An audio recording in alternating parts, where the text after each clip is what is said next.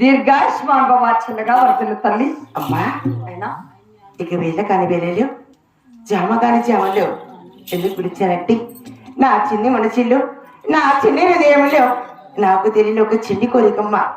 అదేమిటి తల్లి? అడిగినందుకు తెలిపినందుకు నా మీద కోపం లేదు కదా. అమ్మగారు అమ్మగా